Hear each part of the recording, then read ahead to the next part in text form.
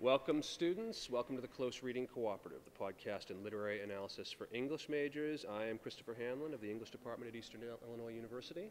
I'm C.C. Warham, same place. And we are here today, students, to talk to you about love. That's right, L-O-V-E, passion. No, we're not talking about love. We're talking about sonnet, right. the sonnet form.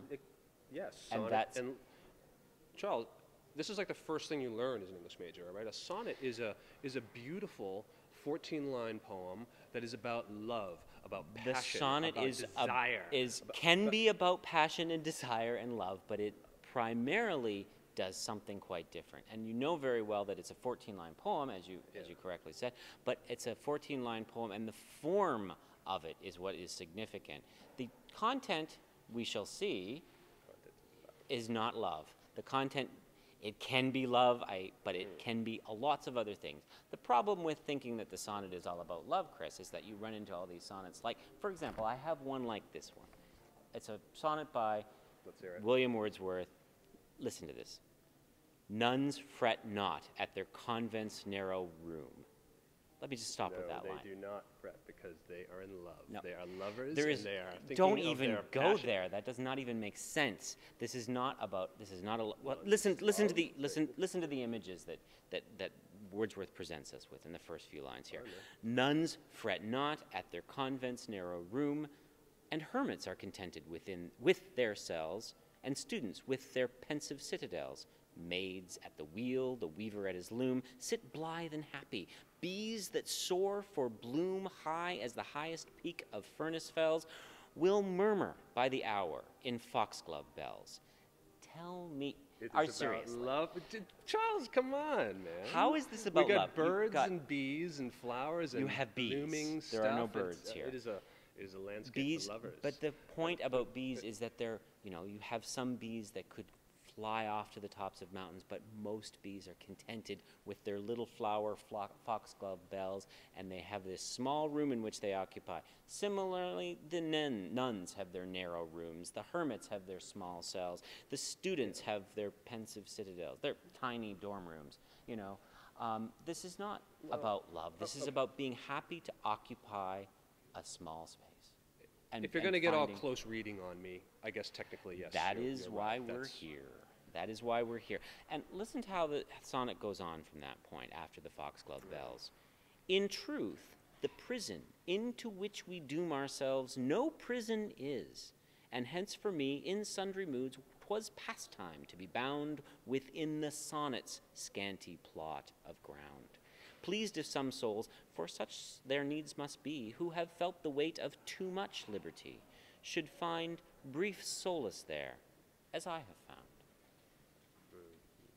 Not really about love, is it? This is not a good sonnet. It's not about love at all. All those examples of figures who are happy with their small space in which they operate, they become a model for Wordsworth in doing what? Well, it sounds TikTok. it sounds like now he's saying that just as these other animals and nuns and students and other things can be satisfied dwelling in contained spaces, the poet is perfectly happy and perfectly at liberty to sort of work within a confining form like the sonnet. That's correct. That's exactly the point. He's writing a sonnet about sonnets. Yeah. He's writing That's about... It certainly is. It's so meta.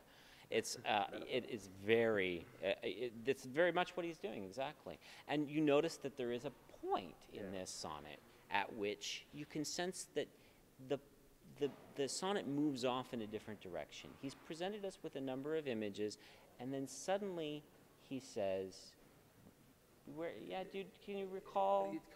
There's a moment where he says, hence for me, right? That's sort of like he's saying, just all these other examples, it's the same way for me. Right. Somewhere near the middle of the poem, it goes off from being a series of images of these contented souls in their small space, and it moves off into a consideration of what the sonnet means for him.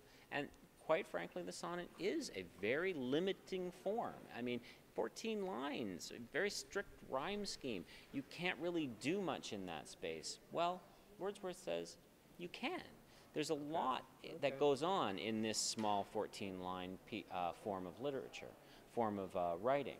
So what we can talk about is how, because there are so many limitations in the sonnet, when the sonnet actually moves outside of those strict rules, you can get a lot of out of noticing what's happening. Okay. So the takeaway here is that sonnets are not always about love, but Certainly they almost always contain a moment that we call the volta, a turning point, Right. where things get rethought, reconceived, reconsidered. That's precisely the point, yes. Okay. Okay. That's good enough for this week. Okay. And then next week we'll find out there are other kinds of sonnets, not just the Italian sonnet that we saw this week. Hate sonnets. No, you love. I'm just It you don't have to go from love to hate. We'll find it next week. Just let's say goodbye. See you next time on the Close Reading Cooperative. Goodbye.